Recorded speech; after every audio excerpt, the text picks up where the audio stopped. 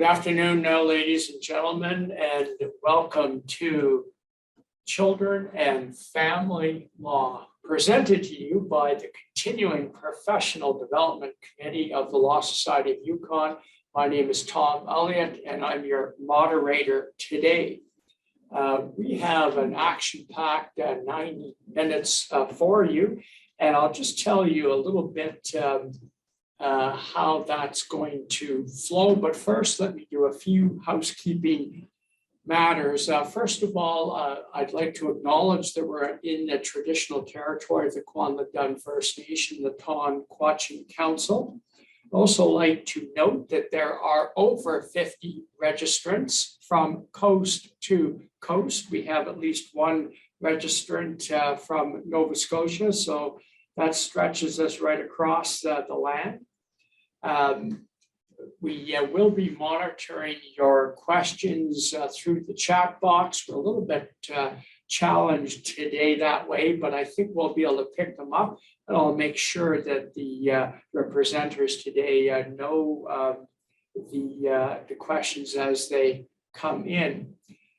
Don't forget that this is worth 1.5 hours towards your PD requirements. So maybe that's why some of you are here today. Maybe you're new to family law or children in family law. In any event, whether you're an old hat or brand new to it, you will learn a lot today. So let me, without any further ado, introduce our speakers. Once I've introduced the speakers, I'll just give you a 30-second overview of how the presentation is going to flow, and then I'll turn it over to our speaker. So first of all, I'd like to introduce Justice Karen Wettenbach of the Yukon Supreme Court. Karen was appointed to the court recently, approximately 2 years ago. She's had quite a legal career prior to coming to the court. For many years, she worked at legal aid in the areas of family, criminal and poverty law. She has worked at Government of Yukon, Legal Services, Department of Justice. I had my pleasure of working with her there quite a number of years ago. And for the most part, her background at Department of Justice was in the litigation area, including labor and employment law, human rights and administrative law. She's also served on the executive of the Law Society for several years and was a member of the discipline committee for quite some period of time. So that's our first speaker today, Justice Karen Wettenbach. I'd now like to introduce who's sitting off to my far end of my left. To my immediate right is Shane Fairman, who's a partner with Ostrin, Fairman and Fekeda. And Shane is the dawn of family law here in Yukon. He's practiced family law, admin law, and mental health law for quite some time. He's one of those graduates from that blue chip school in Ontario, Queen's University, and he'll remind you of that from time to time, graduating in 1988, last century. He's qualified to practice in obviously Yukon, but also British Columbia. And Shane's been a resident of Yukon for a long time and is very active in the community on many different levels, including a United Way of Yukon, of which he headed up for some period of time. Shane is a very active guy in and around the natural environment here. And he's also, most of you probably don't know this, he's a broomball player. So there you go. And to my immediate left is Dr. Zoe Armstrong. She is a registered art therapist. She received her PhD, her doctorate from Mount Mary University in November 2020.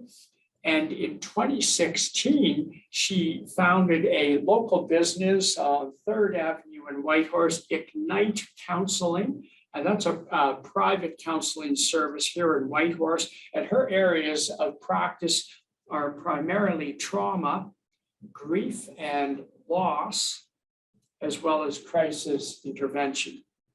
She's worked with children involved in child protection matters, as well as children who are coping with separation and divorce of their parents, a common occurrence here in Yukon.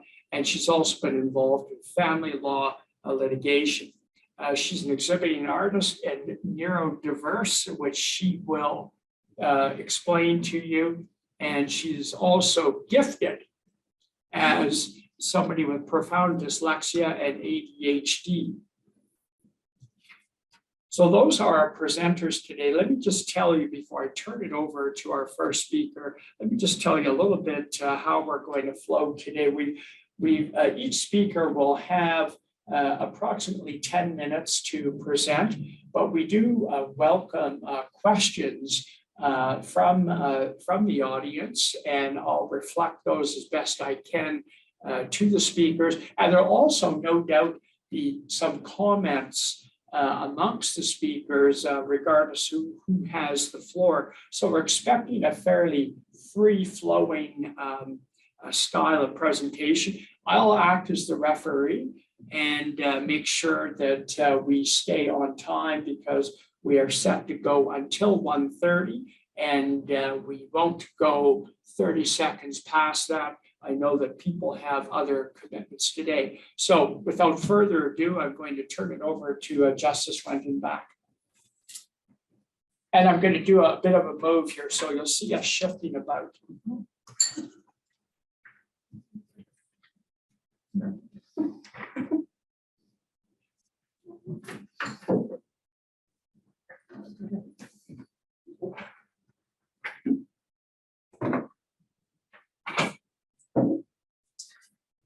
Hi, so part of my discussion will be about some things that my colleagues and I have discussed together about what we are hoping for when we see applications regarding children and family disputes.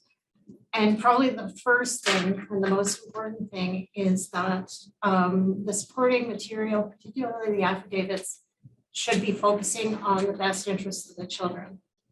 And I know that that's sort of, I think, probably a given, and that everybody hopes to be doing that.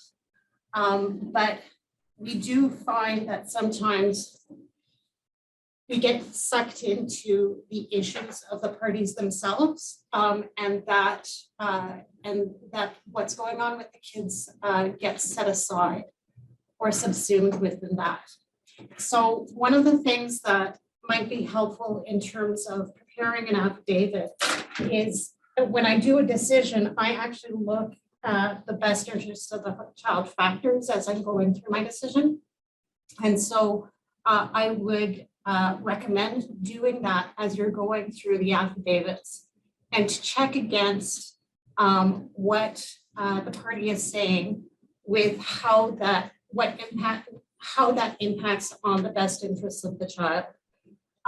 There are certain situations where the relationships of the parties does have an impact on the kids, and that can be brought up. But there always has to be a tie back to the child. It's important, not just because that's the role of the court, but because you're going to get better results that way. If you can draw our attention to how your materials relate to the best interests of the child, we will get to a better reasoned and more just decision. And the other thing that that does is that it avoids the escalating affidavit wars that can happen, because when an affidavit is filed that gets really into the muck, then the reply affidavit is likely going to get into the muck as well.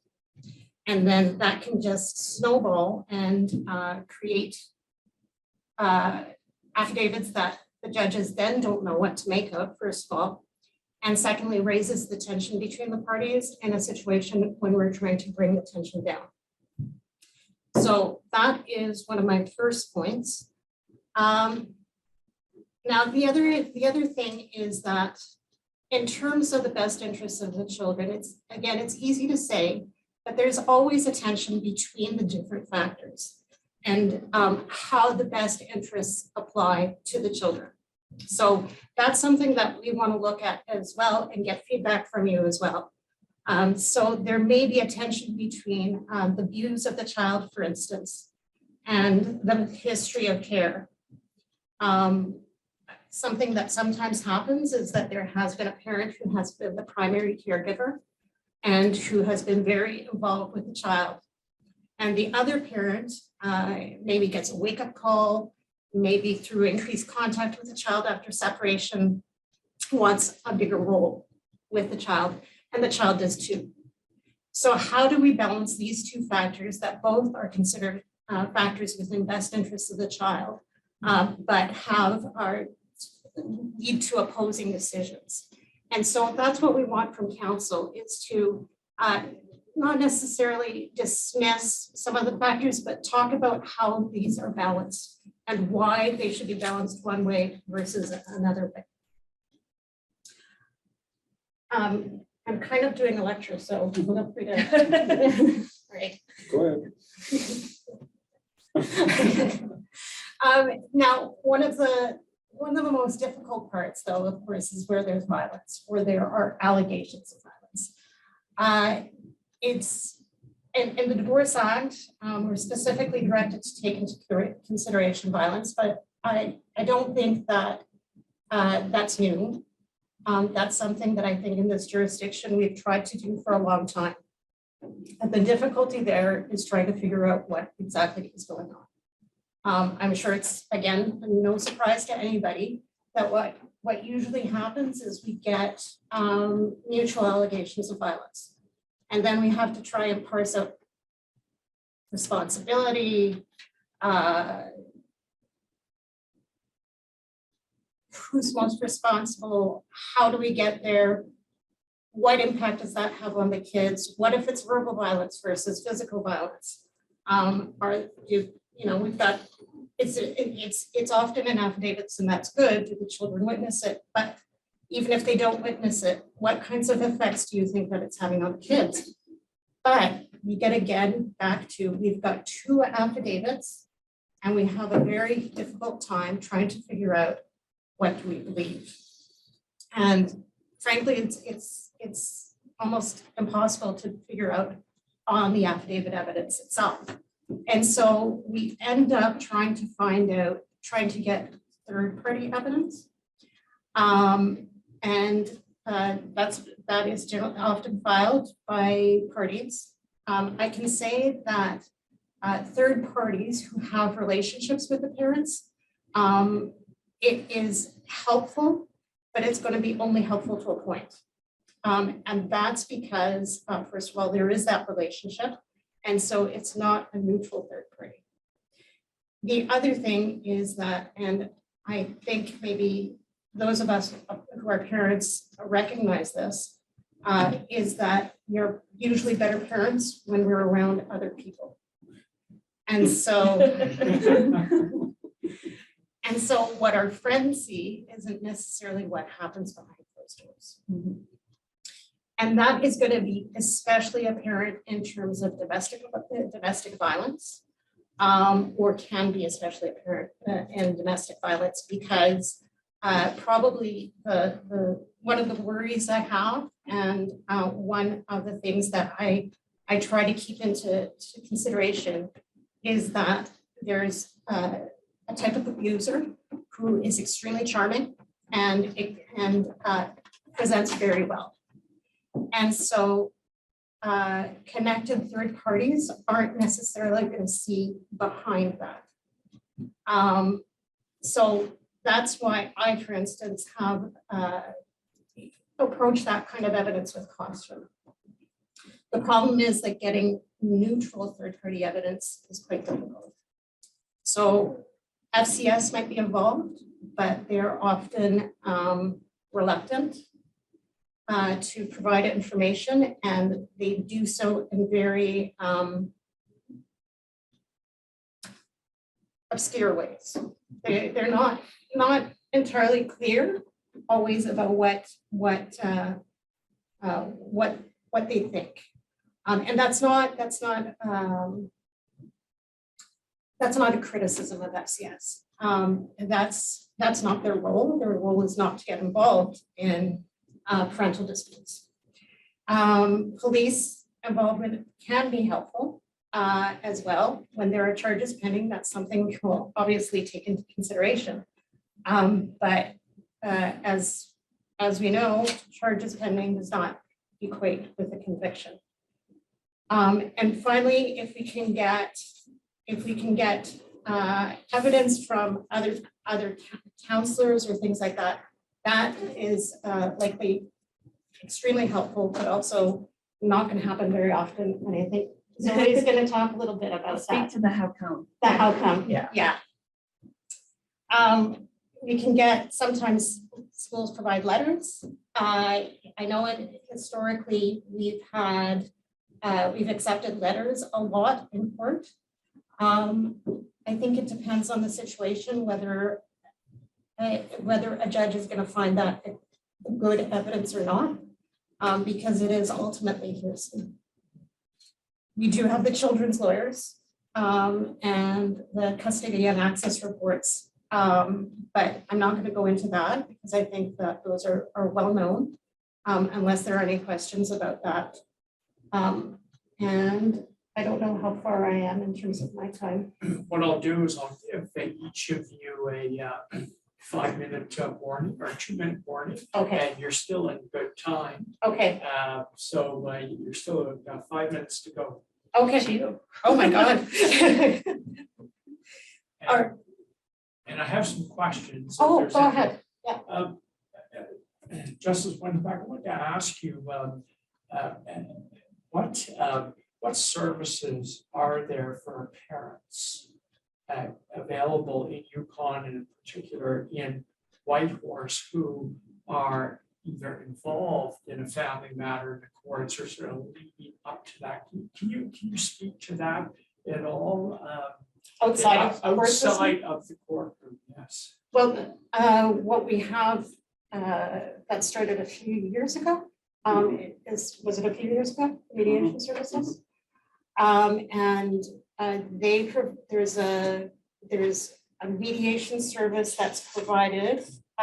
They were for a while only doing custody or child-related matters because there was so much demand. They are a good place to go to because they provide a point of view that you're not going to get through lawyers and through the courts, and is much more relationship focused than position focused. We do have a good bar here, I think, that works towards generally negotiated resolution rather than making things more positional and more adversarial. But mediation is even a further step back and can provide some kind of creative solutions that lawyers aren't trained towards thinking about. That's the main one. And then, of course, there's also Flip Family Law Information Center. Is that something that the court would refer people to? Do you see that as a benefit to the court? It's helpful for process-related matters in terms of filling out paperwork, doing affidavits, that kind of thing. They don't give legal advice, but they can help in terms of process. And I also wanted to ask you about the law line. Do you see that as a helpful adjunct, if you will, to the courts and for parents who are going through the process? They can give, the law line is also helpful in terms of giving information. They can't give legal advice at all, but they can give legal information and then direct towards a lawyer. And kind of flipping off of that, and I might throw this question at Shane. Parenting courses, there are parenting courses that are provided here. I see ads at the law center time to time or in the media. Comment on that, Shane or Justice Weinbach? Go ahead, Shane. Tom, you were asking earlier about sort of resources that are available within our community, and Karen commented on certainly the Yukon Mediation Service has been a valuable development locally. It is very popular with a lot of people, and I know a lot of my practitioner colleagues will advise clients about the availability of the mediation service. It does have its limits or restrictions. There is only one mediator currently available, and they have limited the scope of what they will offer mediation services to the issues pertaining to children. You also mentioned the Family Law Information Center, also a valuable resource for accessing certain information, and they coordinate the parenting courses that are offered in the Yukon. The Justice Vale, when he was the presiding Chief Justice, made it mandatory that any people who are participating in a family law proceeding have to take the first level 3-hour sort of seminar entitled For the Sake of Children. And that is a helpful sort of opportunity for parents to stop at least for 3 hours and give some consideration to some of the factors that might be impacting them and their children in any kind of a family law dispute. The not mandatory but recommended by most counsel, there are also other courses available in terms of parenting after separation and improving communication skills between parents after separation and other sort of advisory opportunities. So certainly the clients I've had that have participated in the programs have found them helpful, and is sort of a good addition to other resources that they may have been directed to if they have a lawyer by their lawyers or by others in the systems. And what about here? I've got a question here. What about the law library? Is it a good idea for somebody? I'm throwing this question to both Justice Wentback and Shane. For somebody to just go to the library and use hit the book, so to speak, or use the public access computer terminal. I don't know that anybody uses libraries anymore. I'm not saying that's a good, I'm not saying that's a good thing necessarily. I think what's more often going to happen with the people that come to my office are that they are armed with their degree in Google, and they have done their internet searching of various issues that pertain to themselves and to family law matters. The risk obviously is that the quality of the information that you can obtain from online social media sites, et cetera, can sometimes be suspect. I was going to comment that one extremely useful resource that I direct people to all the time is the Department of Justice federal government has excellent resources available through the Justice Canada website, and they are peer reviewed, they're monitored, they have excellent articles about a broad range of topics that people may come into contact with when it comes to dealing with their family law matters. And so it's a good source. And then there are other, I think you just have to be careful about what you find online, because you do. I don't know that it's reached the point where doctors complain that patients come to them with what they've diagnosed themselves with from the internet. But you certainly get clients who are coming in and have information sometimes from less than desirable sites, like some sites that are very skewed to a particular perspective or point of view. And as long as you can apply some critical thinking to the information you've obtained, then it should be, I think that's the best source. Good question. So, do you ever refer people to get support as they're going through this? Because what I find is going through divorce and separation is traumatic. And when people are in trauma, they're not really thinking straight. mm-hmm.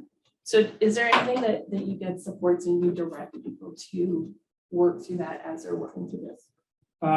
That's certainly my practice. I think when you engage with a client and you begin to understand the dynamic for their particular unique situation, you begin to make assessments as counsel about what other supports they may need. And I will often equip with clients that, I am not a counselor, I am not a therapist. I sometimes feel like one sometimes, but I am not. So I will do a quick check with clients in the early stages of a file about whether they have a dedicated family doctor, somebody with whom they have a relationship in terms of their health.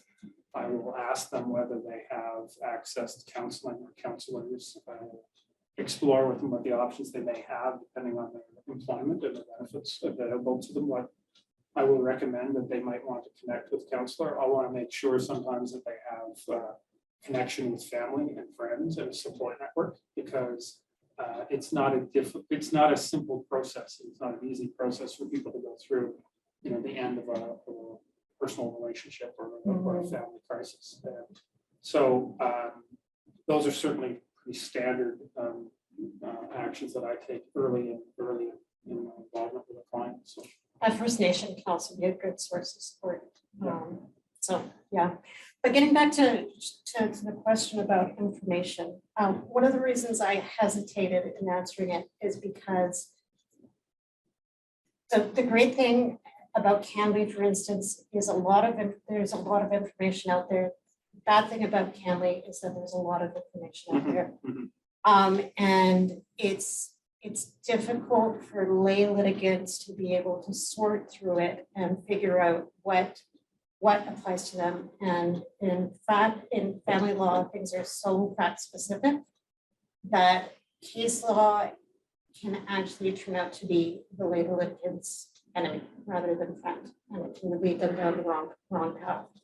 So it's a bit, I'm a bit cautious about that. Justice Wettenbach, just going back to you, because we still have a few more minutes before we shift to Dr. Armstrong, but I wanted to ask you are there any services, and I don't mean to put you on the spot, you can throw this question to Shane if you, are there any services that you would like to see that we don't have in Whitehorse for family law litigants, especially when the best interest of the children is focused? There's so many things that we need. We need more mediation. What we have is wonderful, it's not sufficient. Easier access to counseling because most of it is paid or time limited.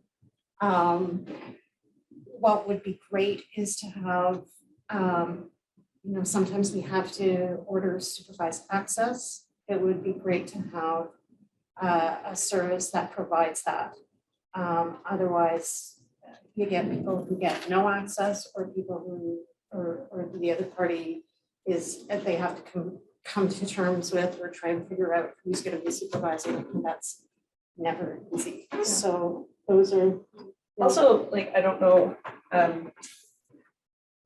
for after divorce is co-parenting support, yeah. because co-parenting, we need that relationship to exist, because as a child or children age, there's going to be a lot of decisions that need to be made. So that co-parenting support, and that continues on for years. Yeah, because what we see and what we see is that there can be periodic flare-ups, right? And during important times in a child's life. And if there could be support along the way, then maybe those could be important. I think it would be great if we had more services available to help people with monitored or supervised access. I know various agencies over the years have considered offering the service. I know there's been some people have inquired about whether there's enough demand to set themselves up privately as paid sort of access to supervisors. That would be on one of the things on my wish list, would be better access to that. I agree, Karen, with we need more availability for counselors in this town, for counselors for children and counselors for the parents as well.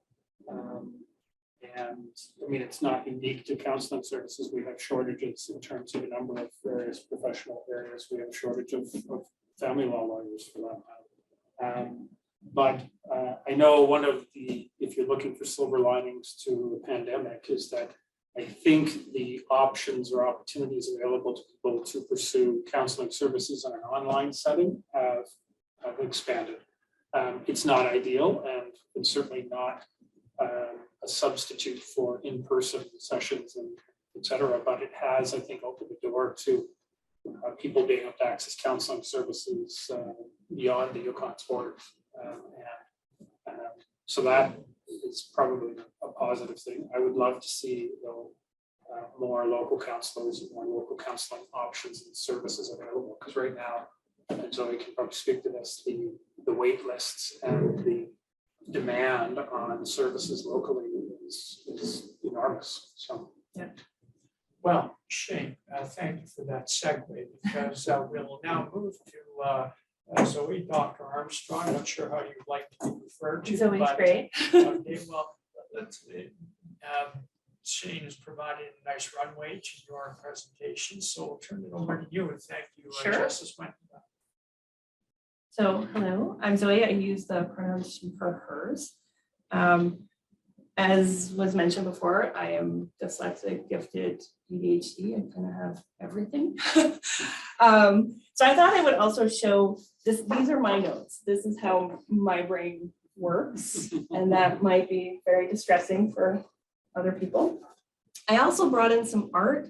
I didn't know if I would be able to show it, because when I'm in session, I'm always creating art, because what I find with people that I don't sit across from them, I always sit next to them or kitty corner, because I never want this to be an interrogation. So as an art therapist, so I'll be doing art. So these are some of the kind of drawings that I'll do as I'm listening to people. And I can be directive or non-directive with an art therapy approach. So if I'm working with a child, I can direct and ask for, like, hey, can you draw me a picture of your family? And I keep that very vague, because I want them to identify who is their family, who do they decide in that drawing. And it's how they draw it, where they draw people, and what materials they're using. So it's not just an arts and crafts kind of like, oh, we're going to do some art and chat. I'm looking for how they've positioned people. And then we have a discussion, because it's much easier for someone to talk about what's going on here than what's going on in here. So that's how come art therapy, and also for children when they're in trauma, because that's what divorce and separation is. This is a loss of control. They don't know really what's happened, and they're traumatized by it. And so what happens in your brain when that happens is the Broca, which is your largest language region in the brain, isn't firing. So when people are drawing, that's how they can express what's going on. So I've had children who have created puppet plays, created drawings, done any kind of art that really shows, like we use the sand tray, that shows and expresses what they're doing. A lot of the times I will use scribble tag, and I was going to bring some images, but because I have the parents' consent, I actually don't have the children's consent. And when I realized that this was going to be taped, I'm like, an 8-year-old can't really decide that they're okay with their art being kept and shown for years. But with scribble tag, it's basically, we have a big sheet of paper, and tag is through the oil pastel, the crayon. And I get them to create a safe place. And usually on this large sheet of paper, if a child is feeling safe, they'll have a nice little safe place. And in that safe place, they might put their pet or whatever. When a child is not feeling safe, their space almost takes up the entire page. That there's not room to actually roam around and scribble and tag each other. I can tell where they're feeling safe by what they're sharing, what they're expressing, how they're drawing things. So, and the other part is, as a therapist who works with kids going through this, I really don't want to be asked by a lawyer, give me your notes. What do you see?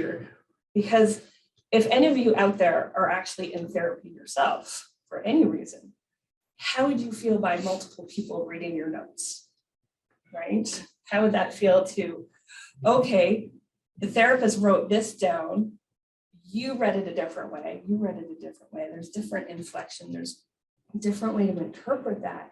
And so my job is to protect these kids because their life has become out of control. And I want them to have a safe place, because what happens as well is they might be with, say, one parent 90% of the time, but they might be complaining about that parent because, that's the one that makes them go to school. That's the one that, they struggle with. And then the other parent is fun parent. So if you read my notes, you might feel that, oh, this child doesn't want to be with that parent, or they're saying these things. So everything can be interpreted differently.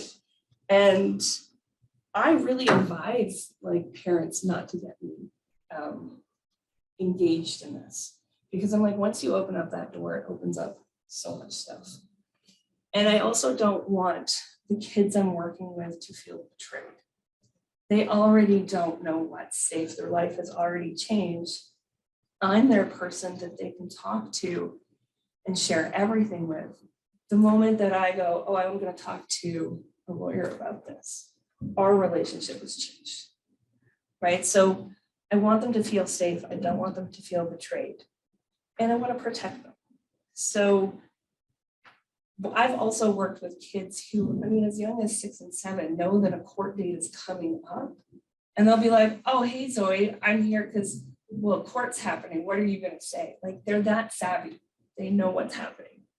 And with children, they are very aware of what's happening in the home. As much as parents say, oh, we don't argue in front of them, or they haven't seen this violence. They have, and they know. They attune to your stress. They attune to, okay, you walk through the door and slam the door. They really know what's going on. And that's the part that I'm trying to make sure that they have this safe place that they can share what's going on. Can I ask you a question? Of course. If you were to, what would you want the parents to know? What would you want lawyers to say to their clients about children in this situation? That the impact, in the sense of, Sure, the impact, communication, any of it. so with impact, it depends on your child's age. It depends on their neurodiversity, and it depends on the context of how come we're getting this divorce and separation, right? Because if there's abuse and violence, it's very different to if mom and dad are just arguing. So I really want parents to know kids aren't resilient. They're just I hear that tossed around so often of, oh, kids are resilient, they'll be fine. Yes, they are, if and when they have supports, they're cared for, they feel safe. And that's the biggest part, is the safety piece. Because if parents just fall out of love, what that child interprets is, oh, you can stop loving me too. Or if they don't know enough of what's going on, they'll think it's their fault. And adults do that too. If we don't know what's going on in a situation, we'll make assumptions and go, oh, it must be something I did. Right? We've all probably been there and went, oh, that was an interesting interaction. What did I do? And that's what a child thinks. They're like, what have I done? And I've sat with children who have said, I'm not smart enough. I'm not good enough at sports. My grades aren't good enough. I'm not pretty enough. And that's what they're taking from divorce. And then it's the neurodiversity. So a gifted kid is going to remember things exquisitely, as opposed to a neurotypical kid. An ADHD kid is going to also interpret things very differently and then express how they're feeling very differently. So you'll see things like, and depending on the age, you'll see regression in toileting, you'll see grades slipping, you'll see riskier behavior, you'll see kids cutting, you'll see kids with eating disorders, because they're thinking everything's out of control in my world. I can control what's going in and out of my body, right? The kids that fare the worst are the ones that divorce is a surprise, where parents have kept such a, oh, we're a happy family, it's okay, everything's good. And then there's divorce proceedings. And they're the kids that fare the worst, because they're like, who do I trust? How is this presented this to me that everything is great and it's not? So there's abandonment issues. They're feeling out of control. Their housing changes, their financial situation changes, and none of this is in their control. So I have seen parents go, oh, kids are resilient, they'll go back and forth week to week. I've had very few parents say, we're going to keep the family home and we're going to go in. In my experience, that's lasted about 6 months. I don't know if you've had any experience of that. Nesting, as it's referred to. Okay. Is not that, I mean, it's not that common, but you see it quite frequently where that is the solution that parents have come up with. And to their credit, they're at least giving some thought to how to make the impacts of their separation less impactful on the children. Yeah. The reality becomes very obvious that if they couldn't get along living together as a couple, that managing the same space, even if it is for the benefit of the kids, is going to pose certain challenges. So it's not a bad arrangement, and certain parents post-separation can probably pull it off. But you're right, it doesn't last for very long. What we're also finding in the current economic and housing climate in Yukon is that nesting arrangements are effectively being imposed upon people because there simply aren't enough financial resources to maintain 2 completely independent homes. There may be enough resources, barely, for there to be a home the children are used to and another place for the other parent to stay, an apartment, stay with friends. So I think we're seeing it more often, but the challenges remain. And there's lots of challenges that can arise. I mean, if there was conflict in the relationship about who did the dishes or didn't do the dishes or cook the meals, you can see that carry over to what the state of the house is when it's received by the other parent. When they think it's a good idea that on their period of residential time, they should bring their new partner into that home. That can pose certain challenges, to say the least. Yes. So I mean, the hard thing is that you want to counsel parents to try to do the very best they can for the kids, and you want your clients to be accepting of those sort of thoughts and recommendations, but you know, it's hard. I mean, it's hard. Incredibly difficult. The housing situation right now is posing particular challenges, I think, in terms of what's possible, not just what's recommended. So, Yeah, and the part where I see is parents who have engaged in that nesting, thank you for the term, is, I mean, you're in control, you have a car, you can come and go as you please, and it's still difficult. And yet we're asking children who have no control, they can't, like, oh, I'm just gonna run over here and get something, I forgot something. And then rules are different. And I see that often where people come to me and go, can't you do something about this? I'm like, there's nothing that I can say or do if the house rules are different in each place. I recommend that we try to keep them the same as possible, but that's not neglect, that's not abuse, that's just a different way of parenting in each home. And so when I hear this, like, kids are resilient, it's like only if and when they have the supports. The other part I would like to say that I see quite often is parents using children as confidants, or parents using children as messengers. Like, oh, tell your mom you have a dentist appointment. I had an 8-year-old who the mom was like, hey, how's it at dad's house? And it's like the child shared some information, like, oh, there's some bugs.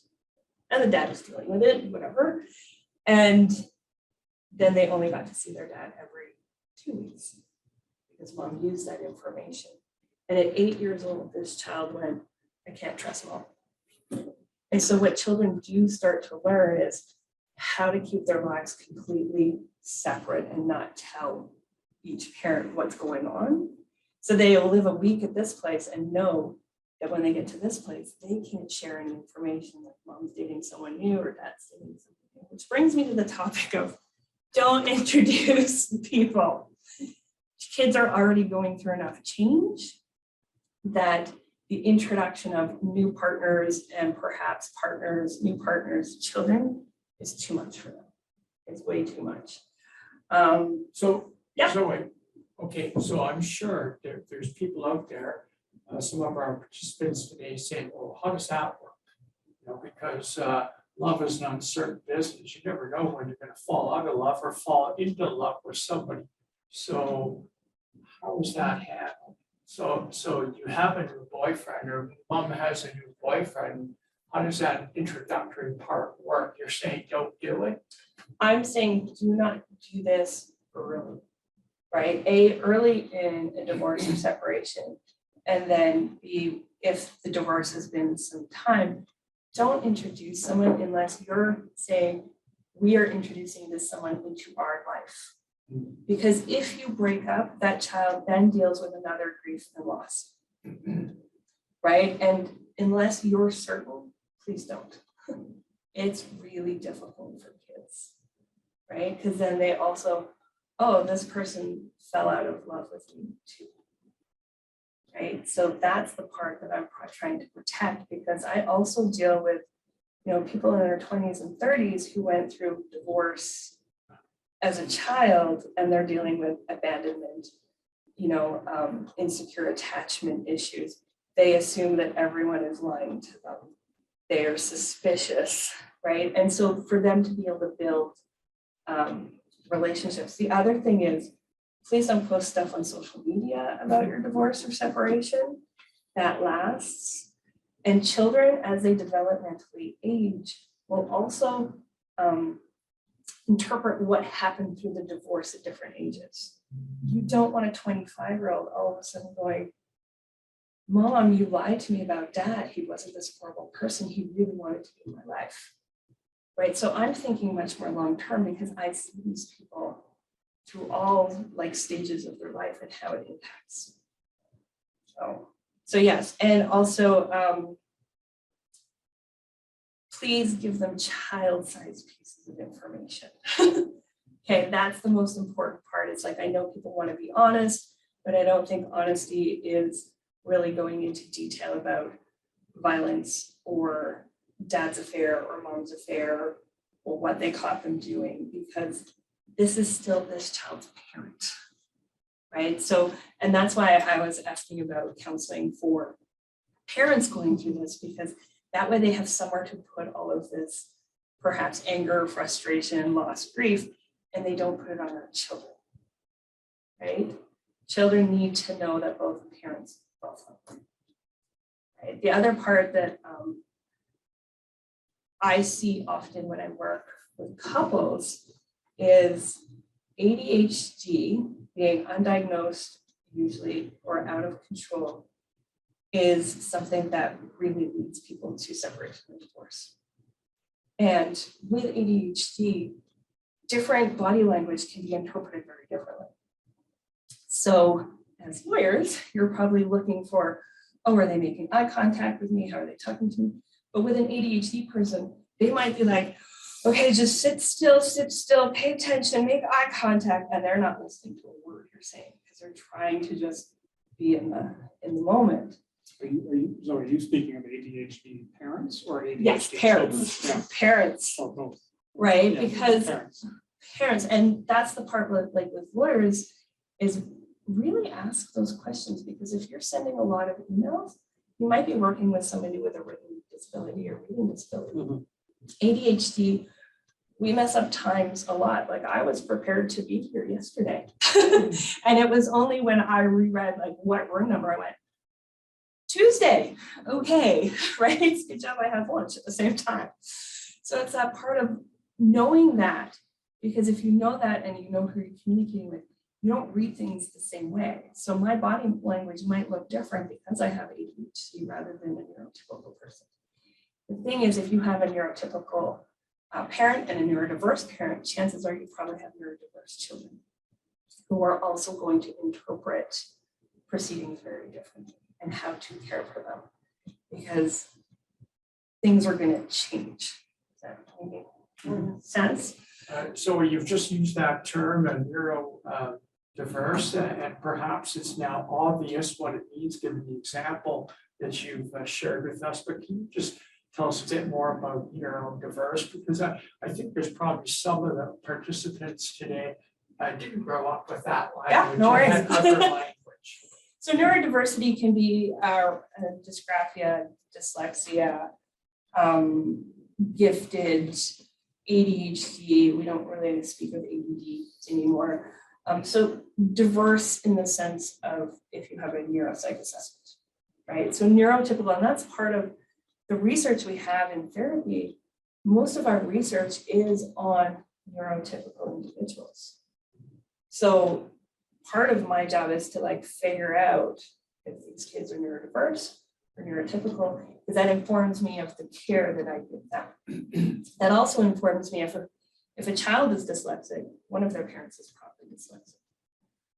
I see that often when children are getting their psych evaluations. Usually a parent alongside is going, what? Like, oh, that's not what everyone else does. And so I see parents getting diagnosed usually at the same time as a child is.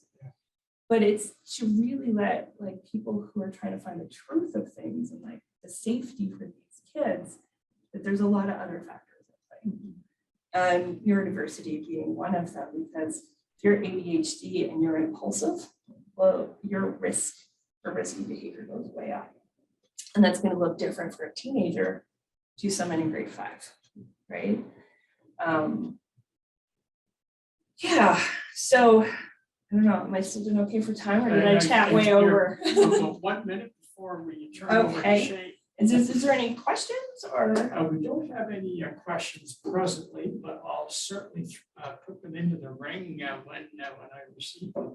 Yeah, One thing I find is that we actually, if there's a child with a diagnosis and a diagnosis, that we actually have better information than otherwise than kids who are neurotypical, because you'll frequently get information about their needs and that kind of thing. And that's actually more helpful for us.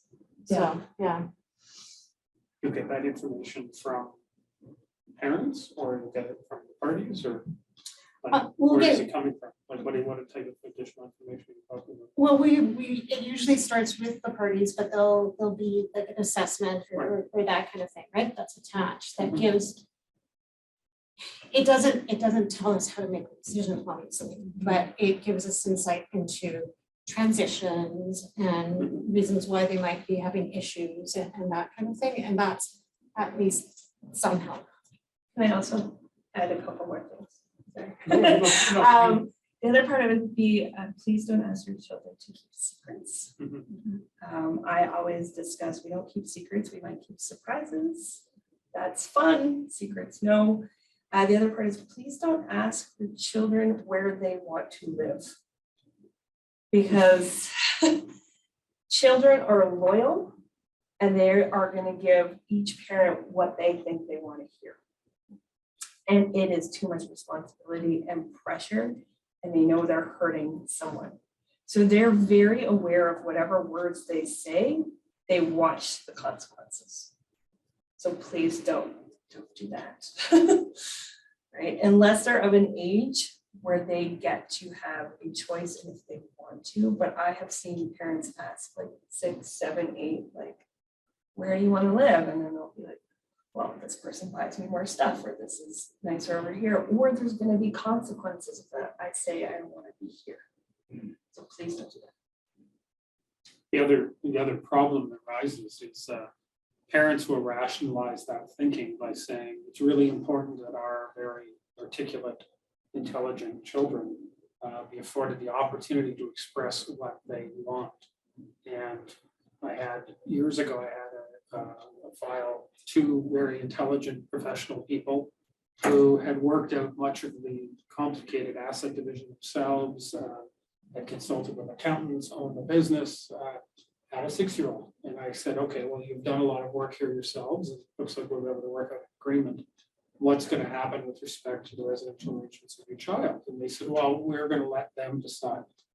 Oh. And I thought, it's always stuck with me because, you know, that for them seemed to be quite honestly their best point of view. And I happened to be meeting with both of them because they'd worked with so much stuff. They'd come to me to say, can you act for both of us, which I can't.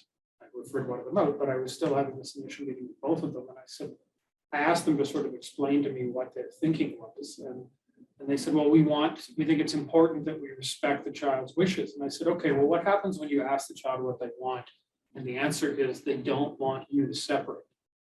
All right, because that's very possible that that would be what the child wants. Are you prepared to do that? Are you prepared to remain together because that's what your child wants? And obviously the answer was no, they weren't prepared to do that. So they went away, and I think we ended up working things out more, in my view, reasonably about what would happen with their child. But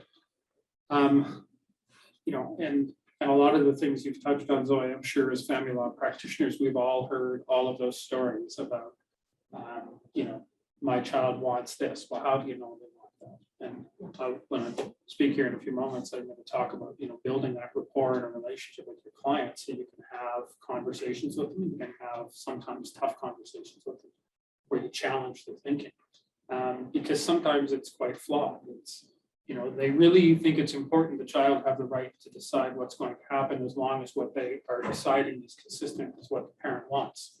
So it's not really that they have a choice, it's that they have a choice to agree with that parent.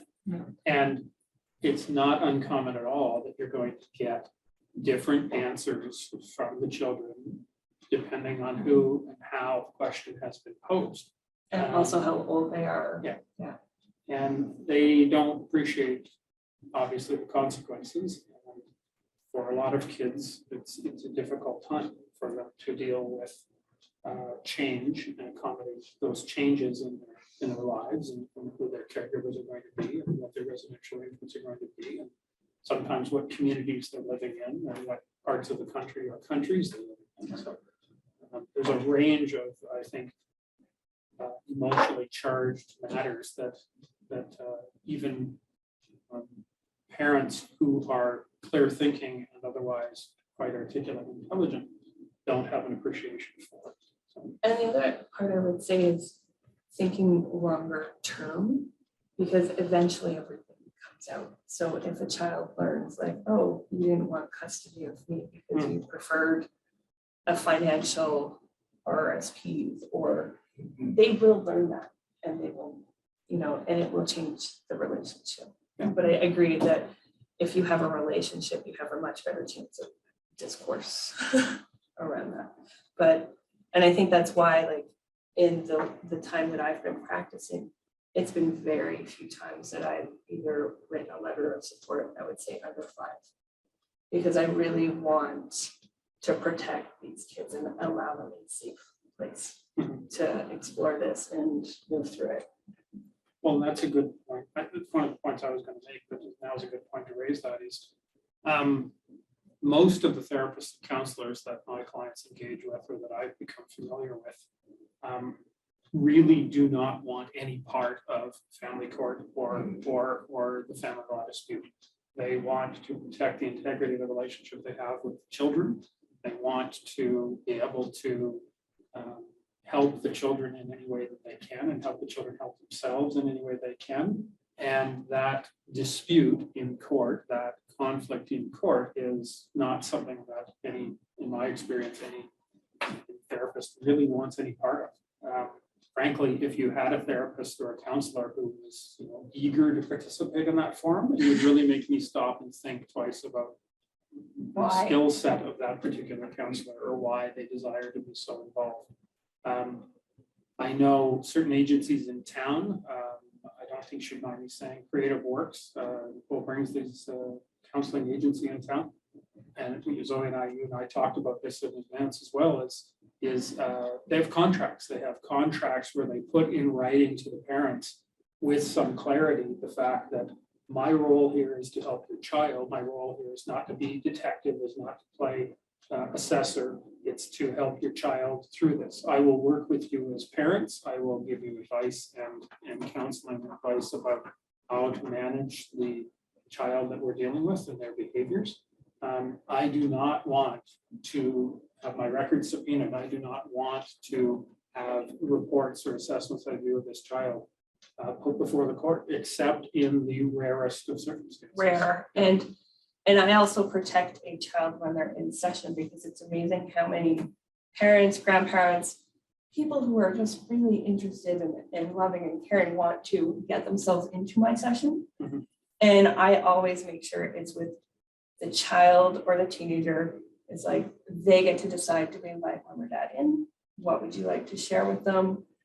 Because I want to make sure, like, because it's amazing how many people are like, I'll just come in and tell you what's really going on. I'm like, I don't need that. That's okay. Thank you.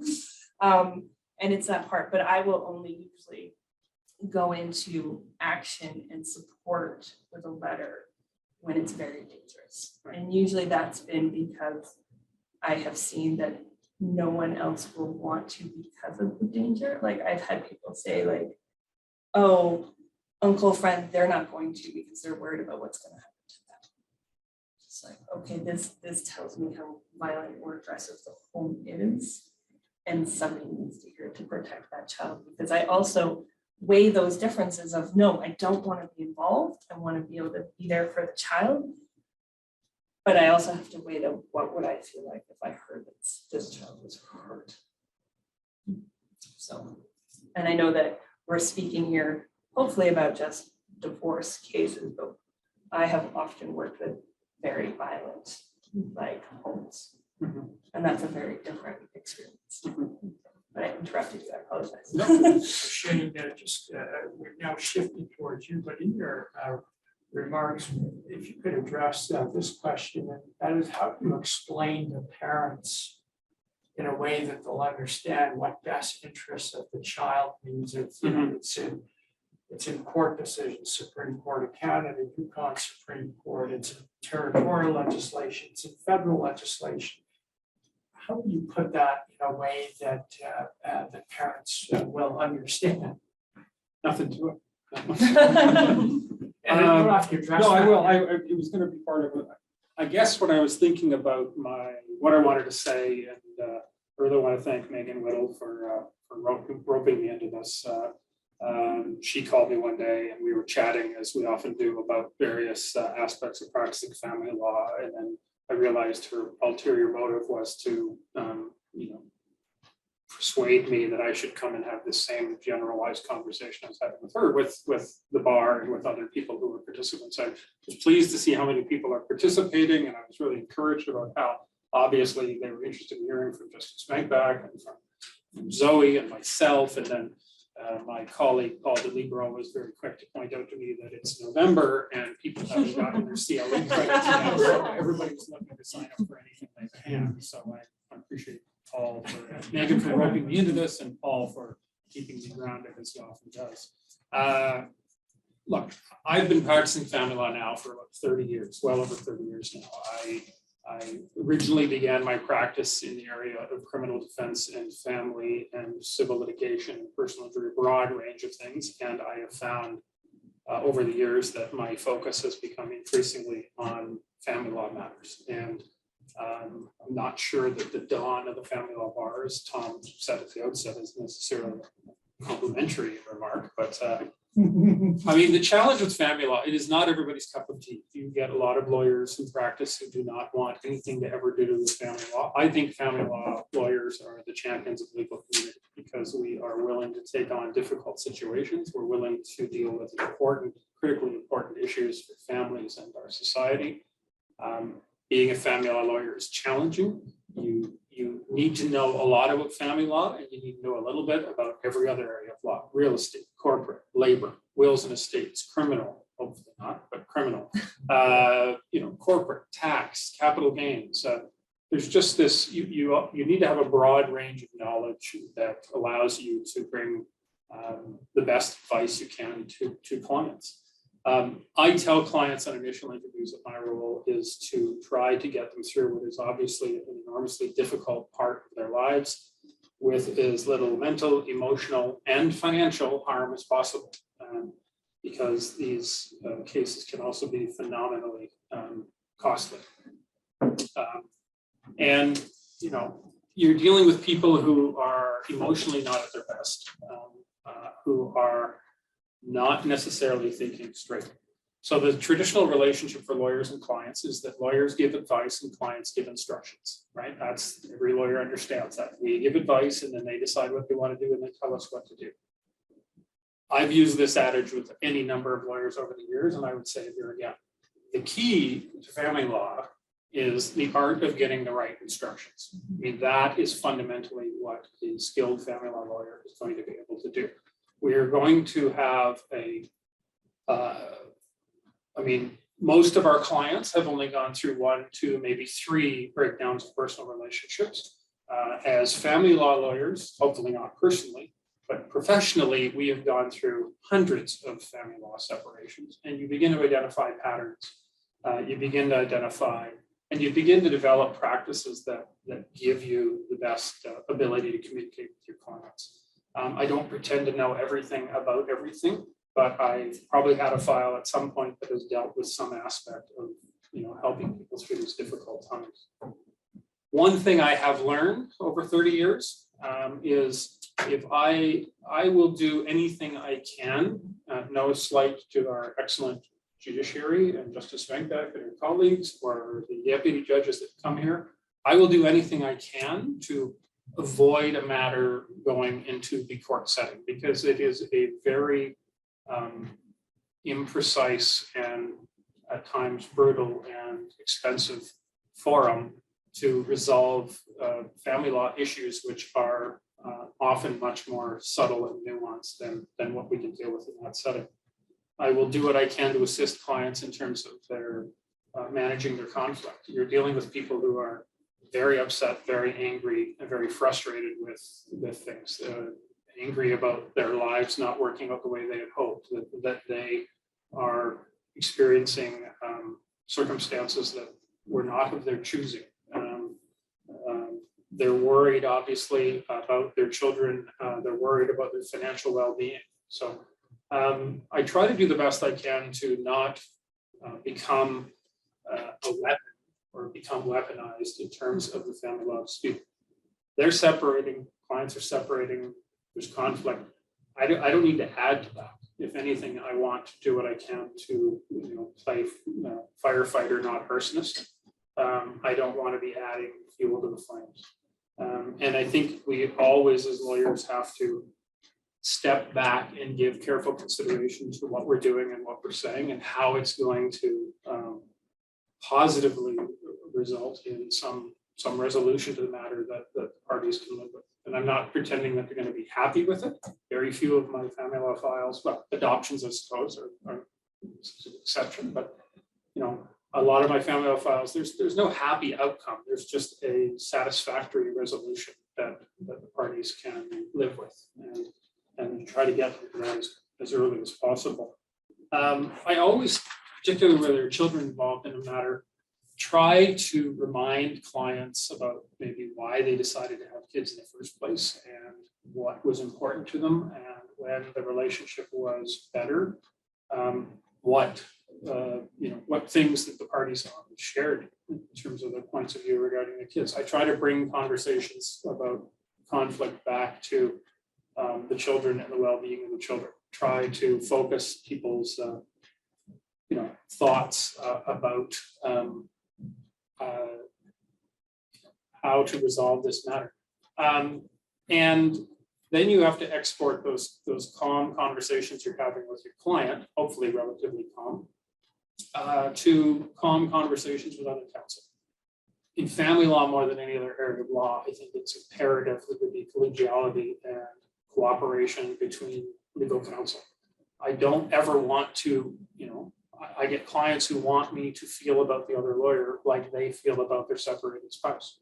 That's not going to happen, right? I'm very quick to explain to clients that I have a good working relationship and a good personal relationship with the other lawyers that practice in this area in town, and that is a beneficial thing for them. The fact that I can have a conversation, I can pick up the phone and I can have a conversation with other counsel that is going to be at times creative, at times thoughtful about how best to help the parties move past this. And good counsel that I deal with, and I have to say almost without exception, the counsel that I have the privilege to work with in this town over the years and now are excellent. And I think the bench has recognized the abilities of most of the lawyers that we have in town, or local lawyers who are practicing the area of family law, that we are conflict avoidant, that we don't want to add to the troubles and exacerbate the issues for the parties. Now, having said that, there are certainly going to be times where the issues between the parties are serious and intractable. Issues of domestic violence, issues of neglect, issues of harm, particularly to children. Those are very challenging cases, and in any way, either side, if you're acting for either of the parents in those circumstances, they can be challenging cases. You get the interplay in family law and potentially the criminal courts and child protection, and it's you've got different people involved at different systems who are looking out for different interests. You want to be, I think, as a family law lawyer, you always want to be alive to not just what your client is telling you, but maybe what they're not telling you, and maybe what other inquiries you need to make. So I talked earlier about rapport and relationship. You want to get your clients to be able to discuss with you openly sort of what's going on, and then that affords you the opportunity, I think, to maybe give them information that they don't want to hear.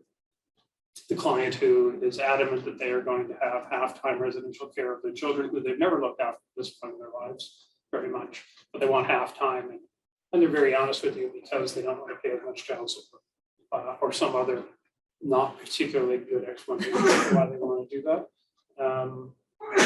And the ability to sort of communicate difficult potential outcomes to clients is a real skill set that I think as family law lawyers we need to work on every day. We're blessed in this territory, frankly, that we have a lot of resources available to families that other jurisdictions do not have. We have a child lawyer system that I think is probably one of the best in the country in terms of funding by the government for it. We have accessibility to custody and access, government-funded custody and access reports, which happily are used sparingly and infrequently. I think when Dave Christie spoke at the Family Law Bar a few months ago, he said there's maybe 6 or 7 files a year that we're looking at custody and access reports on. But they are there in cases where it's important that type of information be assembled or presented. We have resources we've talked about, Family Law Information Center, we have parenting courses available. We don't have enough counselors and therapists for children and their parents. We don't, frankly, have enough family law lawyers, and in particular, private family law lawyers. It's a real, I've said this to people quite openly, that there's a crisis looming in Yukon in terms of the availability of private lawyers generally, but in my perspective, specifically in the area of family law. Because I think it is important for people to get sound, cogent legal advice and get guidance and direction when it comes to dealing with their difficult family matters. I had other things to say, but I guess I want to touch as well on, I think it's also important as counsel that we have some understanding, basic understanding. If we don't have it, we need to learn it about how separation and divorce can impact children. Our codes of conduct talk about us as lawyers being zealous advocates for the benefit of our clients. I think in family law, you have to also give serious consideration to the fact that we have a responsibility to the family unit as a whole and to the children of that family. And that if your clients are giving you instructions that, if you've been unable to get the right instructions and giving instructions which you think are fundamentally harmful to a child or the child's well-being, it's a challenge because as a father, as somebody who has his own children, it can pose certain challenges for you in terms of doing things that you think are not correct. I talk to clients about how their separation might be impacting the kids, and there's good stuff out there. I mean, I was the Google library was very handy late last night. I mean, here's something I pulled off very quickly. It's information from parents from Canada's pediatricians, right? Some bullet points about, think about how you're going to talk to your children about separation. Make sure the children understand that both parents still love them. Be clear that they aren't the cause of the separation. I've had parents who say their children are upset because they think if they cleaned their room or eaten their broccoli or gotten better grades, that mom and dad wouldn't be separating when it had nothing to do with those things. Encourage children to talk about their feelings in a positive way. And if you think that the person or the child is going to benefit from therapy or a counselor, then work with the other parent to get that those resources. I think it's important parents, it's a challenge, right? But parenting is a challenge. It's a challenge figuring out how much information is too much information and how much information is not enough information for children. But I think you just have to, hopefully your clients can apply some intelligence to this, that you know, the child doesn't need to become your confidant. The child doesn't have to become your new best friend. The child doesn't have to, you know, be as directly involved in some of these things. So other pointers are keeping your teens as normal as possible. Don't speak negatively about the other parent to the children in the presence of the children or really anywhere around the children. As a practice tip, for clients who want to bring their children with them to meetings with me, I don't allow that. If they are unable to acquire any other childcare, I want to know in advance that that's going to happen, so that when the child gets there, I can have them in a separate part of the office. Again, not ideal. I know some lawyers have had clients who bring the kids and leave them outside of the truck, which is also not ideal.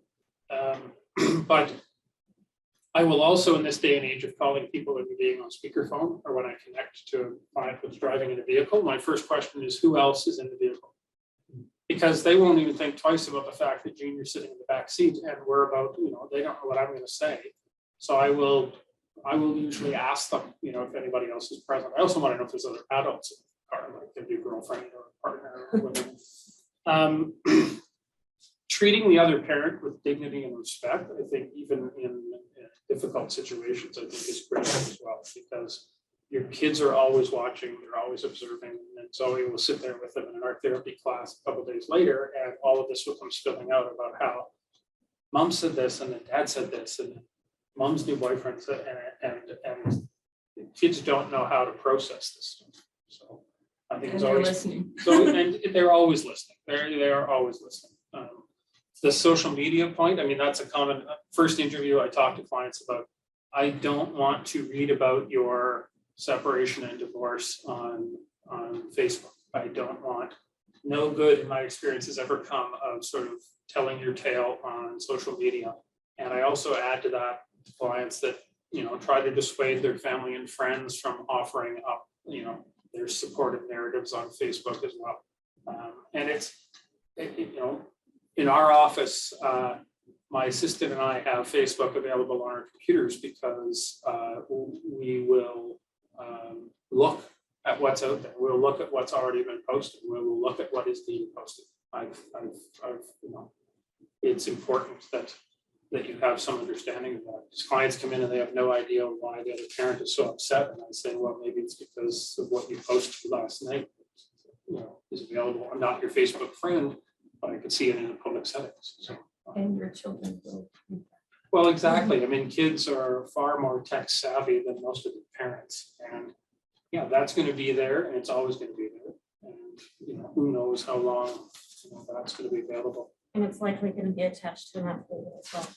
Well, that's another good point to give to clients in the initial contact is I can't do anything about the quality or the content of the communication that's occurred up to the point they've come and met with me.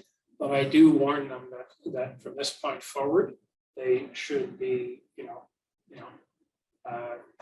what's the Facebook meme about, you know, dance like nobody's around, but text and email like it's going to show up in court. Yeah. I like that. Because it may very well, it may very well do, it may very well show up in court. Anyway, I had more to say, but I think. Well, you know what, we still have approximately 10 minutes, so I'm going to throw a question at you, Shane, arising on your comments, and refer to the fact that sometimes in family court, there's a child's representative, child advocate, and occasionally the director of Child and Family Services will be represented by counsel. So I was wondering, and I really put this question to you, and Justice might come back, How does that sort of change the dynamic of the process? I am not of the view that a child lawyer is something that's necessary automatically on a case. I would like to think in most cases, the parents with some guidance from counsel and some help can keep the focus on the well-being of the kids and even what appear to be serious discussion or disputes about what the child may or may not want or what may be best for the child can be mitigated in some fashion. However, you are going to get certain cases where the point of view of the child, what the child would like, and again, the expression that we see out there is that children in family law disputes have voices, not choices.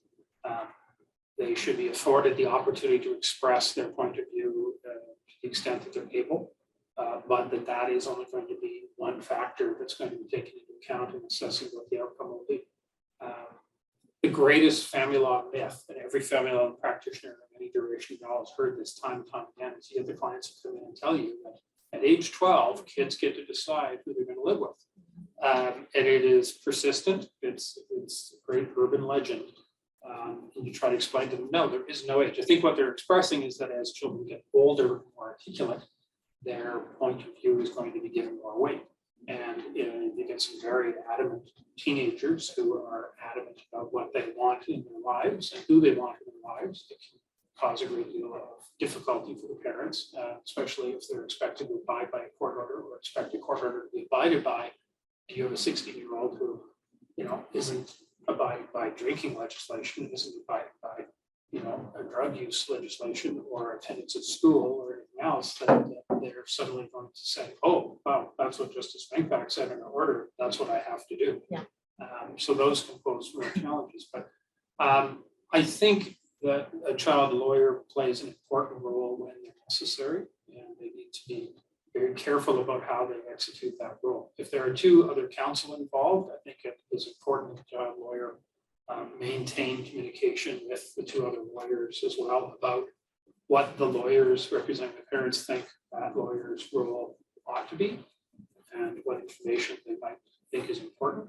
Obviously, as separate counsel for children, you have a role and responsibility as well beyond what maybe each of the parents is thinking, but I think we need to work very cooperatively. And I know I, over the years, have been a child lawyer, haven't done it for many years, but I always sort of approach that position very carefully about, I'm not going to pretend that having met with the child a couple times that I'm going to know what's best for them, even if that's what they're telling me. I want to glean as much information as I can from the parents, from the material that the lawyers have filed, talking to the lawyers, trying to figure out what the best approach is. And then again, apply the same rubric I have with everything else. Keep it out of court. If I can keep it out of court and we can come up with a resolution that might be, court ordered because it's by consent. But that is court tends to be a bit of a blunt instrument when we're dealing often with very delicate issues. Justice Wettenbach, did you want to comment on the sort of the role and involvement and when the court likes to see a child advocate or a child's representative? Well, I think it's a given that we don't appoint or Right. recommend the appointment of child lawyers to very young children. And it is really age and maturity that depends on the extent of the weight that we're going to be putting on what they're saying. If they can give instructions, that's different than if the child lawyer talks about just what they said. Shane's point about the older teenagers is important. It's if you've got kids who are going to vote with their feet, it's going to be very difficult to make a decision in another way.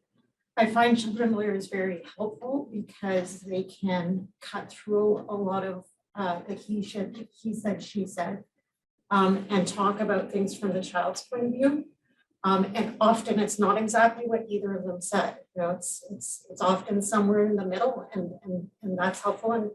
And sometimes it means this is back from my practice as well, is that the child lawyer prevents things from going further in court because the parents get a real reality check. about what's going on and the point of view from the kid. And then they often negotiate something, and then we just don't see it at that point. So the right child lawyer and in the right situation is extremely helpful. But Zoe, I found it really interesting what you said to us the other day about how kids feel about children. Do you remember that it sounds like for some it feels pretty momentous. Hard. Oh, very difficult. Yeah. Because they're very aware of who this person is and what they're saying on their behalf in court. And I think you're correct when you've got a teenager who's like adamant, this is what I want. But a younger client is like, they know if they're talking to this person, their words are going elsewhere. And that's a lot of pressure and responsibility because they're waiting for consequence and they're trying to be loyal to those parents. Right. And they're also kind of at the mercy of parents who have no problem being like, you say this, you get this. Right. You can do this. Like I've seen that happen too. If I don't say this to my child lawyer, well, so-and-so is not going to let me do this kind of practice or this after school activity or so it is difficult for them, I think, to go into that knowing what it means. Yeah. It's heartbreaking to watch actually. And we happen to know that was one of the questions that we had about the role of the child's lawyer. So thank you for addressing each of you. Any final thoughts or comments? We have about 5 minutes left. And is there anything, I know each of you could say quite a bit, but is there any sort of ideas or that you'd like to leave with our over 50 listeners today? Over 50 people in need of CLE. Go ahead. So I really appreciate being here because I think that collaboration piece of different professions, you get to see people that, you know, the law isn't this like scary thing to be avoided. You're people, right? You're people that are trying to do the best with the knowledge that you have. And I think like I'm really appreciative of being invited in today because maybe I can share like this is what and how come I don't want to get engaged with the law because I do want to do this, but I don't know, maybe some lawyers out there thought, oh, you just aren't interested or you're just like avoiding it. It's like, no, this is how come. So I really appreciate it when I get to go and speak at different professions to like really do that bridge work of this is how come and ask me a question and see like I'm just a person too. So because I think a lot of parents go into the law, it's very intimidating, it's very scary, and they're angry. So I really appreciate you. Justice Wentback, final thoughts or comments, suggestions, ideas, recommendations, orders? Just we've touched on what is available outside of the court system. We do provide judicial settlement conferences and binding judicial settlement conferences. And just because you file a notice of application doesn't mean that you have to go to court. We recommend it highly to do that because I agree with Shane. We shouldn't be making these decisions. It's the parents who are in the best position to make the decisions. So, yeah. Well, Shane, I'll give you the last 60 seconds. No, I've said before that my mantra in terms of approaching these things is to try to keep people out of the formal court setting. Karen touched right at the end here on if we are obliged to go to court or if we do find that that's the only way that we can get a resolution to an issue. We do have other forums as well. It's how you go to court. It's the use of family law case conferences creatively to encourage and facilitate some discussion. I have had active discussions with other counsel about, I mean, I wouldn't say it's scripted, but I've certainly talked to the other lawyers about, okay, when we go to the case conference, I expect that this is how it's going to unfold. And I'd like to know what is our strategy for keeping the client sort of on track. How are we going to moderate some of these conflicts? I've warned clients going into these things that, you might have to sit and listen to, stuff that is hard for you to listen to and hard for you to hear, but I think it's important that your partner have the chance to articulate this. And I think once we do that, we can maybe move on to some of the other stuff. So I have, sometimes I'm sure certain clients, if they heard the nature of the communications I'm having with other counsel, would be concerned or alarmed by it. But really, it's all with that preeminent goal of trying to move people through this stuff as little mental, emotional, and financial harm as possible. And where children are involved, keeping in mind that aside from zealous advocates for the client, that I think we do have an ongoing responsibility to have a mind, even if your clients don't always see it, to have a mind to what may in fact be best for the kids, and try as best we can with the resources we have and the system we have to reach satisfactory outcomes. Well, thank you very much, Shane. I'm just going to move into the camera because it's now almost 1:30. Sorry. And I would like to, we're going to kneel down as unceremonious Sorry. as that may be, but I'd like to thank the Law Society's Continuing Professional Development Committee for putting this on, and in particular, Lynn Piggott, who you can't see, she's off camera, but she's been helping us with us throughout. So thank you very much, Lynn. And of course, I'd like to thank our presenters today, Shane and Justice Wentenbach and Dr. Armstrong. And lastly, thank all of you for making this a very good session. Take care.